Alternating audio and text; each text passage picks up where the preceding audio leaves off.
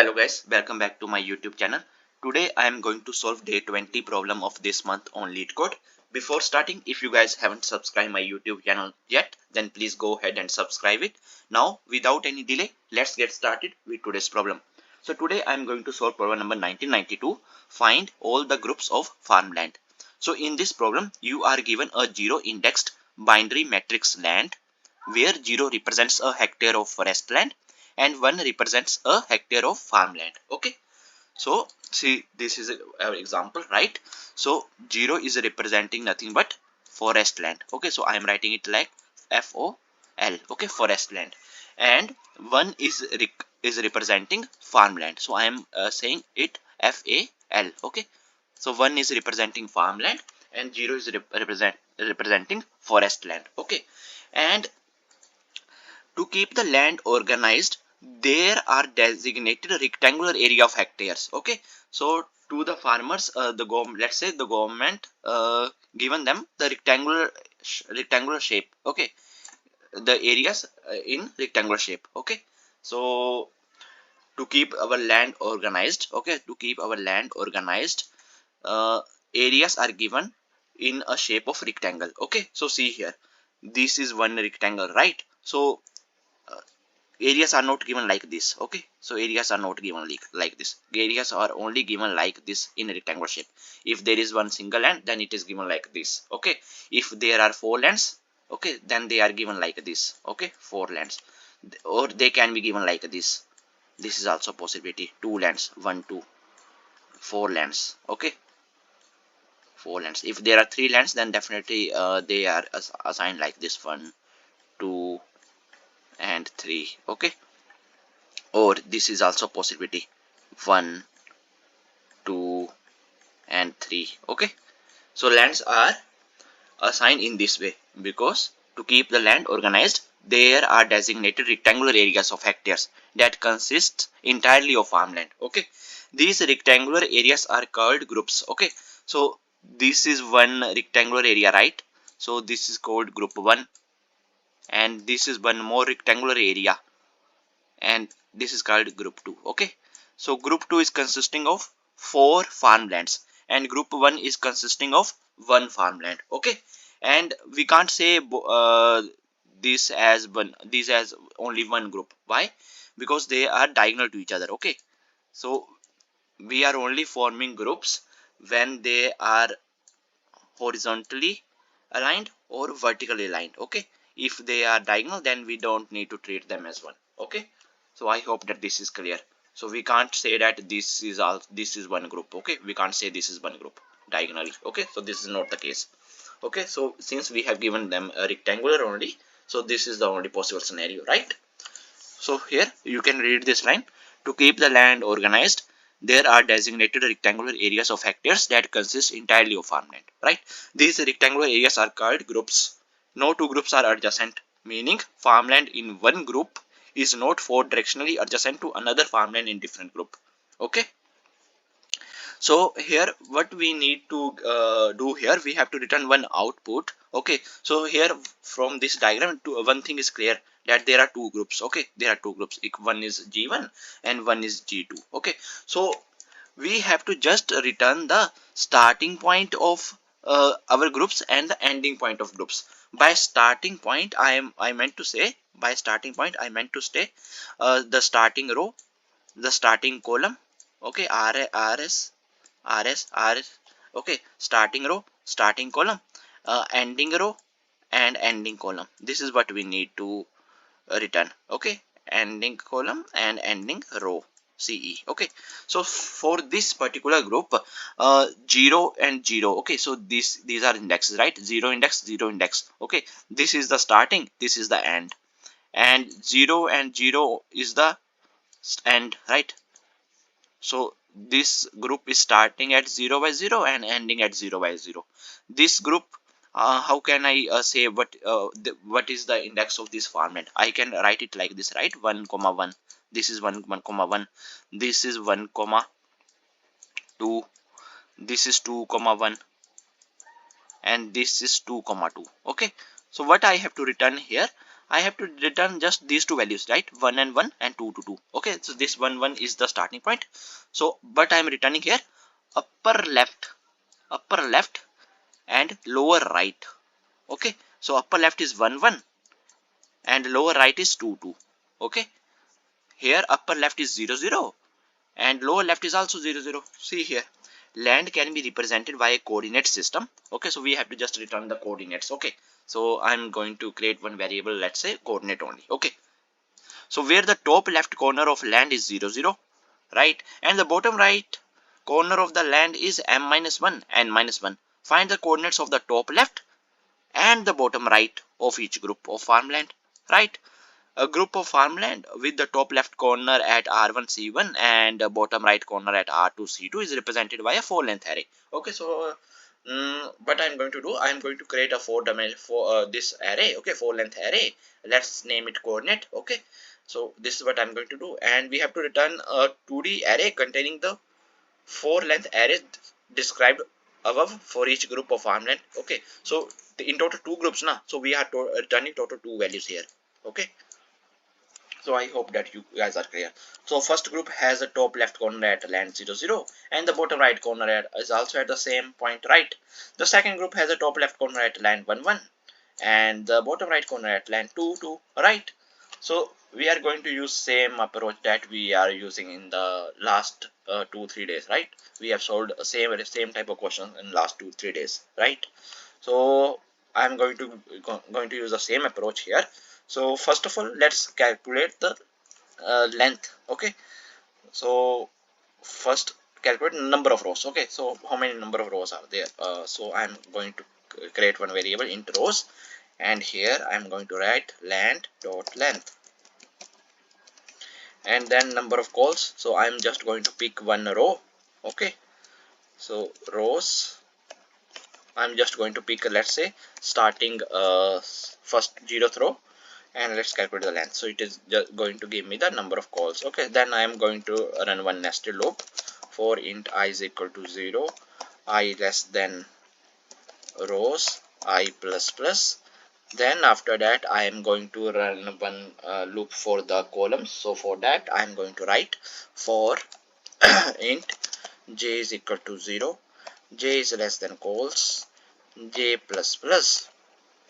Okay, then after that my farmland is going to start at this point only now, where 1 is present, right? If it is 0, then I just need to ignore that, right? So if land I comma I of j, I and j is equal to 1, then simply means that my farmland is going to start from this position. Okay, so here after this, inside this I am going to I need the coordinates, right? So if I find one group, okay, if I find one groups, then I need the coordinates of this group. So I am going to create one 4-length array. So let's name it coordinates. Okay, for simplicity, int coordinates. Okay, so I hope spellings is correct, right? Here where it is mentioned, right? coordinates. Let's give it coordinates. Okay, so in coordinates, so here I am going to use a call one method. Okay, find farm land coordinates. Okay, and in this I'm going to pass my array. Okay, then I'm going to pass the index ij, which is nothing but my starting points. Okay, so I have to return this ij as well, right? And let's pass a number of rows and a number of calls as well. Okay, columns. Okay, then after finding this, let's do one thing. Let's create one list of integers. Okay, so this is nothing but a list na. So list, let's create one list. Okay, list, and in this pass int result is equal to new array list. New array list. Okay, so I have find the coordinates, right? So once I find the coordinates, So this function is going to return me the coordinates, right? So once I find the coordinates, what I'm going to do, I'm going to add these coordinates in my result list. Okay, result dot add coordinates. Okay, one second. Result dot add coordinates. Okay, so this is done. All right, so now once this is done, then after that, this is ending here, this is ending here, right? Then after that we have to just return, since we are returning array, right, to the array, so let's convert it this result list to array. So for that I'm writing like this, result to array, and here new int. Okay, so here we need how many rows in the output. So if I found two groups, then definitely that means 2 times I have found these coordinates. Okay, so I need 2 rows, so for that I can just simply add result dot size. Okay, and this is done. All right, that's it. Okay, now let's do one thing here. After that, let's write the function. Okay, let's write the function, this private int find farmland coordinates. Okay, and in this we are going to pass this land. Okay, so let me copy paste it. Then we are passing int of I, we are passing int of j, we are passing then int of rows, and we are passing int of calls. Okay, so let's do one thing here. Let's say this is our row, okay, starting row, and this is our starting call. Okay, and this rows and calls is not giving me nothing but the number of rows and columns. Okay, so I hope that this is clear. So now after that we have to fill the coordinates, right? So this is my coordinates array. Okay, so this is just a 1D array. Okay, so I need a total 4 values, right? So the length is going to be 4, right? So here I am writing it like this, and I know the first 2 values. Okay, this is the starting value, starting row, starting column, right? So can I write it like this? Let me do one thing here, copy this. Okay, can I write it like this? Coordinates of 0 is nothing but my row, and coordinates of 1 is nothing but my call.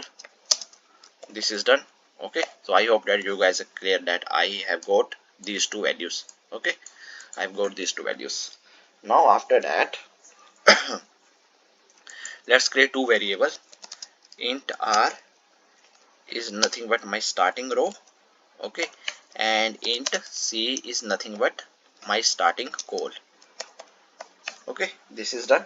Then after that I have to find the number of rows and number of columns. Okay, so let's suppose if I am here, then I need to move down, okay, to calculate the number of rows, because I am finding for the rectangle now, so I need its length and its width, right? So let's calculate the length. Okay, so why what I'm going to do here, to calculate length, I'm going to check, I'm going to run one while loop. Okay, while this r starting row is less than rows. Okay, this condition is met, otherwise it is going to out of bound, right? While r is less than rows and land of this row and column. Okay, col. Okay, if this is equal to 1, okay, then simply I'm saying let's go down. Okay, r plus plus, go to the next row. Okay, so if it is 1, then I'm going downward. If it is 1, then I'm going to downward. Okay, same way for columns, I have to write while C is less than, so I have to move horizontally now. Okay, C is less than cols. Okay, C is less than cols, and land at a particular row. Okay, I am moving horizontally now, so I need a single row. Okay, so let me pick one row just. Okay, and C is going to change every time. Okay, so I am writing it like this: while row C is equal to 1, then move to the next column. So for that I am going to move C++. So here, if this is 1, right, this is 1, then again I'm going to move next. Okay, but in this case my C value will be incremented, but after that I am not able to execute because my C is less than cols, right? So this is not execute, but now I have got the coordinates. Okay, so now I have got the values of coordinates 3 and coordinates 4. Okay, so coordinates 3 is nothing but r minus 1, and coordinate 4 is nothing but C minus 1, right? C minus 1. Okay, so I hope that this is clear. This is 0 1, this this is 2 now, this is 2, and this is 3.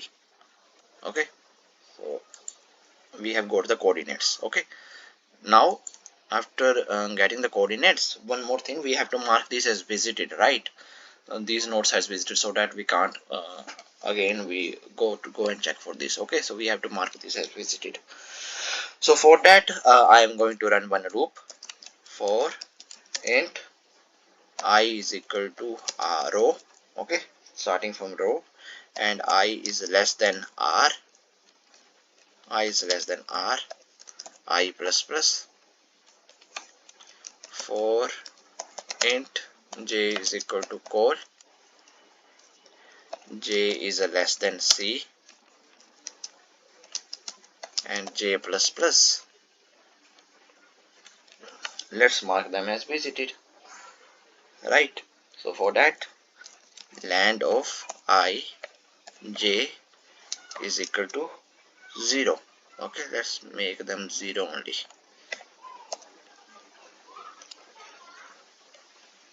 Okay, this is done. Okay, this is done. Then we have, in the end, we have to just return the coordinates, right? So here we have to just return coordinates, right?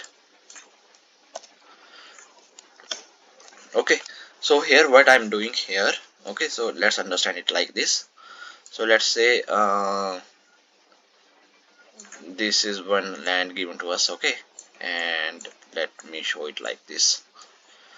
Okay, 1 1 1 1 1 1 0 0, this is 0, this is 0, this is 0, this is 0. Okay, so my r,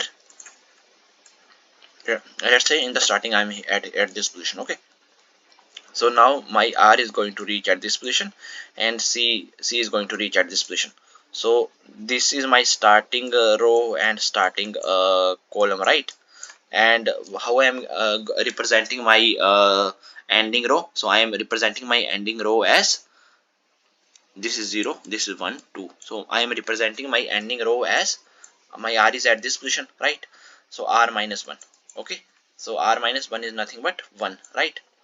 And c ending column as this, c is at this index 0 1 2 3. Okay, is at 3 index, so I am representing it as 3 minus 1, that is nothing but 2.